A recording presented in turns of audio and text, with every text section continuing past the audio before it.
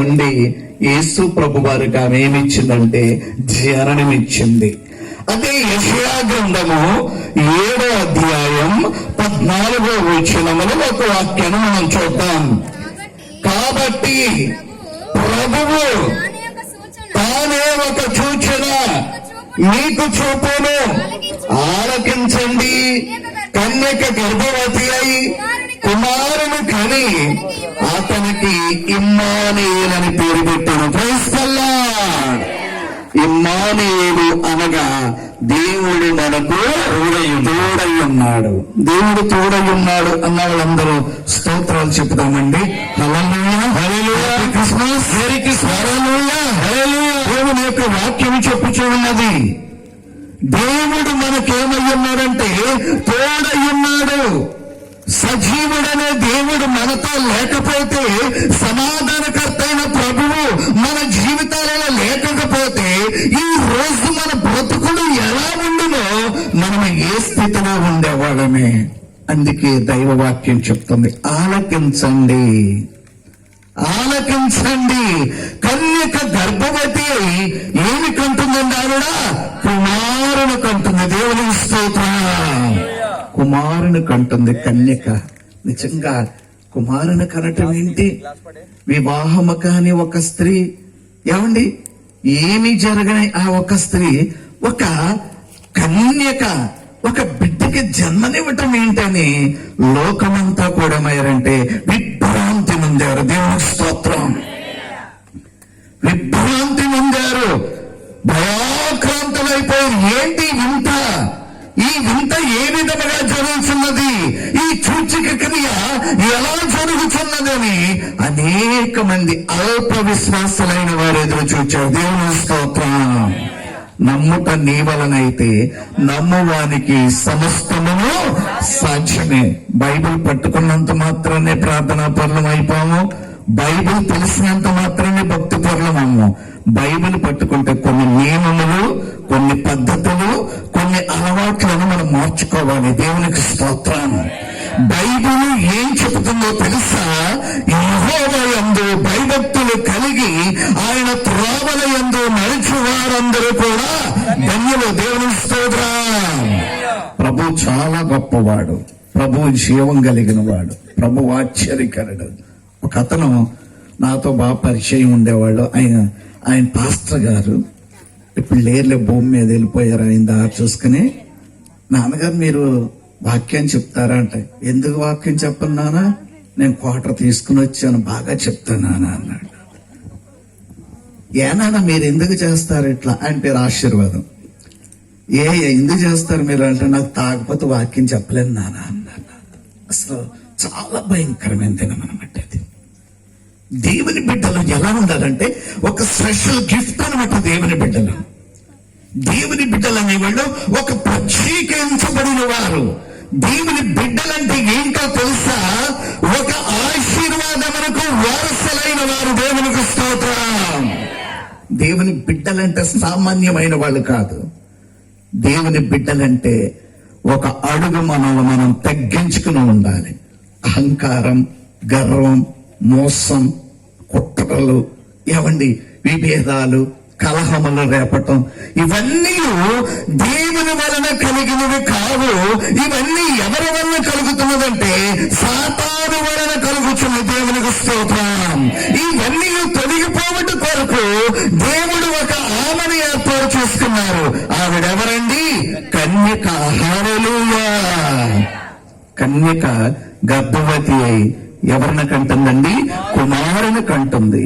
ఆయనకు ఇమ్మానుయేలు అని పేరు పెట్టాను. మధ్యలో చూపించేస్తాను. లూకాసు సువార్త 2వ అధ్యాయం 11వ వచనం. లూకాసు సువార్త. దావీదు గారి పట్టణమందు నేడు రక్షకుడు మీ కొరకు పుట్టి ఉన్నాడు. ఈయన ప్రభువైన హల్లెలూయా. ఈయనెవరంటండి? ప్రభువైన. ముందేమన్నారు? పుట్టక ముందు. ముందేమన్నారు? పుట్టక ముందు. ఈయన ఇమ్మానుయేలు. Very good. ఇమ్మానుయేలు. పుట్టిన తర్వాత ఏమంటున్నాడు? ఈయన ప్రభువైన క్రీస్తు. హల్లెలూయా. నా భారాన్ని మోయుట కొరకు వచ్చిన ఒక గొర్రె పిల్ల, లోక పాపమును మోసుకొని పోవు దేవుని యొక్క గొర్రె పిల్ల, సజీవుడైన వాడు. ఇలాంటి సజీవుడైన జీవము కలిగిన దేవుని మనము ఈ కడవరి కాలములో కలిగి ఉండుట, అది మన కుటుంబములకు ఆశీర్వాదం. దేవుని స్తోత్రం. వాక్యం చెప్తుంది, దేవుని వాక్యం. ఏ పట్టణంలో పుట్టాడంటండి? దావీదు పట్టణంలో పుట్టాడు. దావీదుపురం మనకు తెలియదు కాబట్టి ఇప్పుడు యేసు ప్రభు వారు ఈ సెమీ క్రిస్మస్ ద్వారా ఎక్కడ పుట్టినట్లు మీరు చెప్పగలరా? ఎక్కడ పుట్టినట్లు? కొప్పులూరుగూడలో పుట్టారు. అంటే విమోచకుడు పిలుచుచున్నాడు, ప్రార్థనా మందిరం యొక్క ఆవరణంలో పుట్టాడు. అందుకే అక్కడ పశువులు పాక చక్కగా నిండుగా కనపడుతుంది. దేవుని స్తోత్రం. హల్లెలూయా. అన్ని సాదృశ్యాలు ఉంచేశారు, చాలా ప్రిపేర్ అయ్యి ఉన్నారు. కాబట్టి దేవుని బిడ్డలారా, దేవుడు సజీవుడైన వాడు. ఎక్కడైతే నిజముగా సెమీ క్రిస్మస్ జరుగుతుందో అక్కడ ప్రభు అయిన యేసుక్రీస్తు వారు పుట్టి ఉన్నాడని నమ్మిన వారు గట్టిగా చప్పట్లు కొట్టి దేవుని స్తుతించండి. హల్లెలూయా. రక్షకుడు మన దేవుడు. దావీదు పట్టణమందు నేడు రక్షకుడు మన కొరకు పుట్టి ఉన్నాడు. ఆయన నిజముగా మన మనసులో పుడితే మన మనసులో ఉన్న ప్రతి ఒక్క పాపమునకు విడుదల యేసు ప్రభువు ప్రకటిస్తున్నారు. దేవుని స్తోత్రం. హల్లెలూయా. దేవుని బిడ్డలంటే సామాన్యం కాదు. దేవుని బిడ్డలంటే చాలా స్పెషల్ అన్నమాట. దేవుని కలిగి ఉండి దుర్మార్గపు క్రియల్లో ఉంటాం చూడండి, అది కరెక్ట్ కాదు. దేవుని బిడ్డలారా, మీకు తెలియదని కాదు, ఒక దైవజనులుగా నేను చెప్తున్నా. దేవుని బిడ్డలమని చెప్పుకుంటూ అదే ముసుగులో ఉంటూ అదే ఆలోచనలో ఉంటూ నేను కళ్ళు మూసుకుని కూడా ప్రకటన వరకు చెప్పగలను అనుకుంటూ వ్యతిరేకమైన క్రియలు చేస్తారు చూడు, నిజంగా వాళ్ళకి దేవుడు చక్కటి తూకం వేస్తాడు. దేవుని స్తోత్రం. చాలా దేవుని బిడ్డలంటే అణిగి ఉండాలి. దేవుని బిడ్డలంటే ఒక ప్రత్యేకతగా ఉండాలి. ప్రభు ఎంత గొప్పవాడో ఆలోచన చేయండి. నామకార్థమైన విశ్వాసమును కలిగి, నామకార్థమైన ప్రార్థన కలిగి, మన క్రియలు మనయ్యే, మన ప్రార్థన మనదే, మన ఆలోచన మనదంటే నువ్వు ప్రార్థించినా వేస్తే, నువ్వు ప్రార్థించినా అది బూడిదలో పోసిన పన్నీరుతో సమానం. దేవుని స్తోత్రం.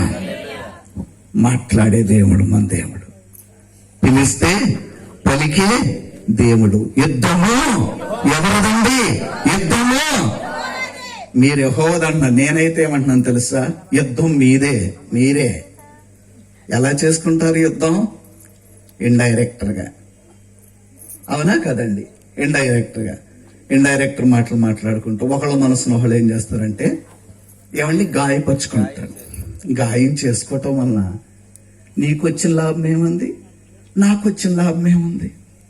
చూడండి దేవుని బిడ్డలారా, మనకి ఏంటి లాభం? దాని వలన మన జీవితంలో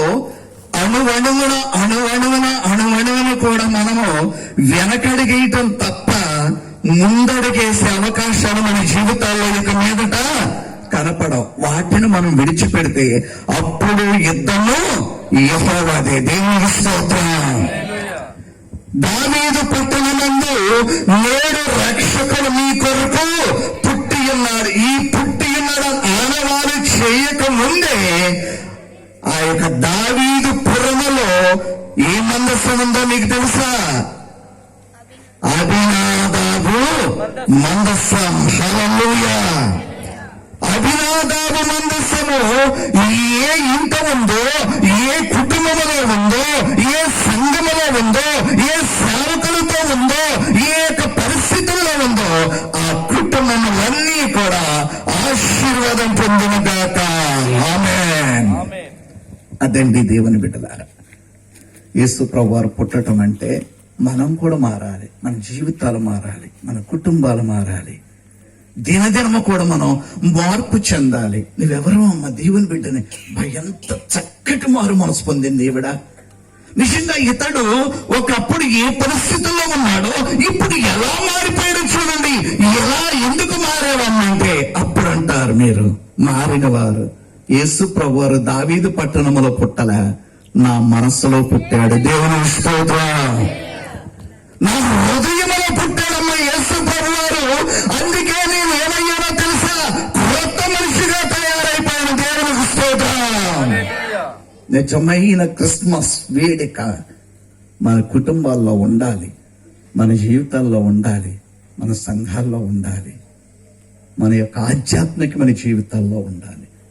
అణువణువున ప్రతి క్షణము కూడా మనం దేవునిలో తగ్గించుకొనటం చాలా మంచిది. దానికంటే ఉత్తమైంది లేదు. మా ఇంటికి అనేక మంది వస్తారు. చాలా చాలా ఊర్ల నుంచి, గ్రామాల నుంచి ఎంతో మంది వస్తారు. మాకున్నదే తోచింది చక్కగా ఆతిథ్యం ఇచ్చి, ప్రభువుని అడిగి సమాధానం చెప్పి వాళ్ళని చక్కగా మనం గేటు దాకా పంపించి చక్కగా వాళ్ళని పంపిస్తూ ఉంటాం. ఎందుకని? మనం ఏమైనా బలవంతులమా? మనం ఏమైనా గొప్పవారమా? కానీ లోకములో ఉన్నవారందరికంటే మనలో ఉన్నవాడు గొప్పవాడు. దేవుని స్తోత్రాలు చెప్పాలి. హల్లెలూయా. మనలో ఉన్నవాడు గొప్పవాడు. మనలో ఉన్నవాడు గొప్పవాడు. మనతో ఉన్నవాడు గొప్పవాడు. మనల్ని నడిపిస్తున్నవాడు కూడా గొప్పవాడే. దేవుని స్తోత్రం. అలాంటి జీవము కలిగిన దేవుడిని మనము కలిగి ఉండి ఆ గొప్పతనములో మనము నడిచినప్పుడు ఖచ్చితంగా మన జీవితములు 30 అంతులు, 60 అంతులు, ఎన్నంతలు కావాలండి? 100 అంతులు. దేవుని స్తోత్రం. వేషధారణ ప్రార్థన మనకొద్దు. మనం చక్కగా దేవుని కలిగి ఉండి ప్రభుతో నడుస్తూ జీవాధిపతి అయిన జీవం కలిగిన దేవుని మనం కనపరుచుకుంటూ ఇప్పుడు మనకి కట్ చేద్దాం. దేవుడు దీవించిన గాక. ఆమేన్.